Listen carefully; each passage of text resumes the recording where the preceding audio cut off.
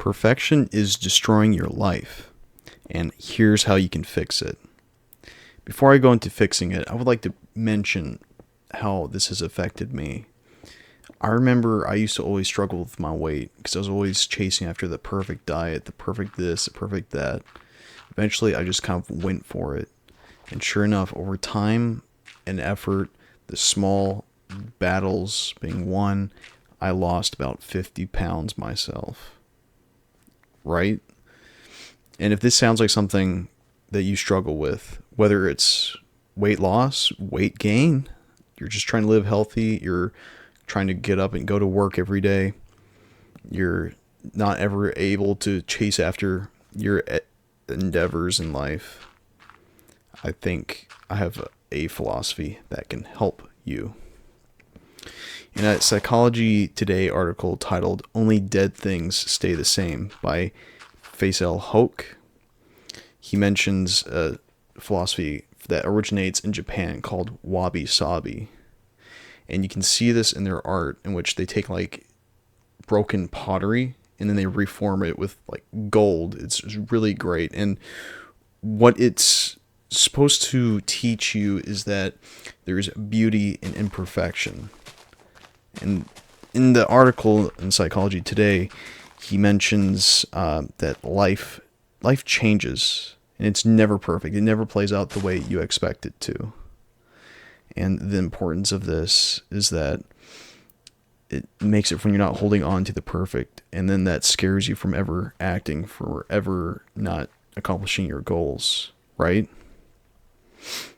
And when he's describing Wabi Sabi, there's three main tenets that he explains it as being. One, nothing is perfect. Whether it's the clothes you're wearing, your attitude, how you're feeling, the weather, that's a big one. Nothing is ever going to be the way you're wanting it to be. He also mentions that nothing is permanent. Things are constantly changing. Like I mentioned, the weather, every single day, the weather's a little bit different than the day before. It's a little rainier, it's a little colder, it's a little hotter. You're never going to get the same, and you can never plan on it always being the same. He also explains that nothing is complete. You always have to piece things together, right? Everything's it's fragmented, everything's broken. You gotta kind of work with the puzzle pieces you got, and yet you gotta put them together. And so the point of this is this will help you focus on what actually is, what actually exists, right? And it's really easy in our fantasy entertainment produced world where everything's fake. All this creator content is fake, where you can turn on your phone and live in like a little VR world. And it's probably going to get worse as time goes on. So this philosophy is really going to be important as time goes on, even more so, because we're going to be inundated with even more fantasies that are more fantastical than we've ever been able to live with, especially with virtual reality getting bigger, or AI. How many AI images have you been duped on? How many people do you know have been duped by AI images? Right? And this will also help you to act rather than to wait for perfection that'll never come. Right? And so in the example I gave with like my weight loss, I had to get it done. I had to do it for my health. I couldn't just sit there and be like, well, I'm kind of waiting for me to find the perfect shoe. That way I can go for a walk once a day. I have to get the perfect pan. That way I can cook the chicken breast just right. Just like the top chefs. Like that could be like Gordon Ramsay cooking my chicken breast. That day will never come. And the sooner you accept it, the sooner you'll be able to actually do what you want to do in life. The sooner you'll be able to find what is needed to be done. So, how can you utilize this in your daily life? The author, again, his name is Faisal Hoke. I hope I'm pronouncing that correctly. brings up 3 interesting practices for embracing this imperfection. 1, every day try and notice something that is beautiful within something that is unfinished.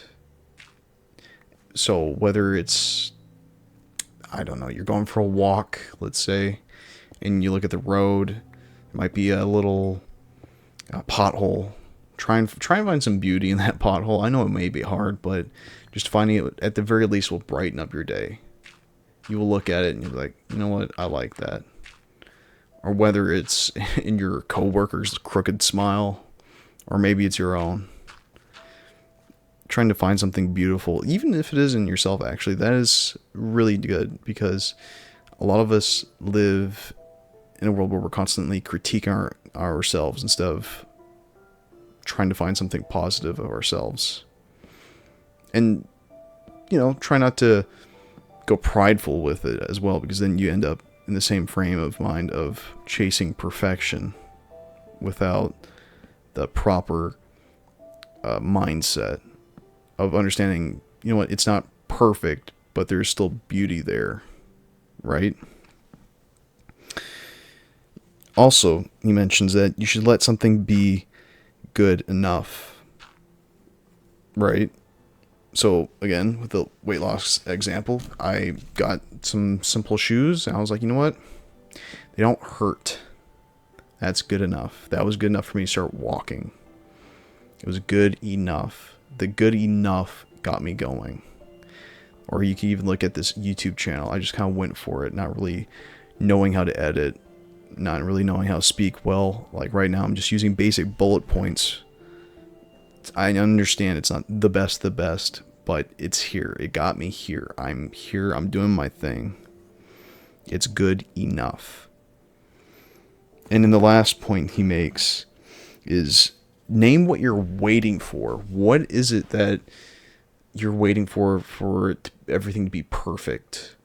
That way you can be at peace with yourself. What is it that you're like, oh, I need this thing. That way I can be happy. Right? Is it, oh, I need this car? And then once you write it down, is that really what you need? Like, honestly, ask yourself, is that really what you need right now? Is it the car? Or is it really a block mentally that you had there? And I think the writing it down is actually a really good point that he makes, because it makes seeing the thing that's holding you back tangible. And then you're like, nah. It stops being this weird ephemeral fantasy in your head that wasn't there before. Right? Because then when you write it down, you're like, that was kind of goofy, because you're looking at it. You made the mental magic in your head physical. You brought it to life, and now you're looking at it. And in a way, it is there, and you're asking yourself, am I at peace, at least with writing it down? And for some people, they do get some peace writing it down. In that case, I think, for at least most of us, journaling would be a great help. But anyways, to wrap this up, the Japanese philosophy of Wabi Sabi, I think, is a great little tool for us to have in our modern culture that is so focused on building up off perfection, building people into these weird little fantasy worlds in their head that they start to construct without really knowing what it is that they want.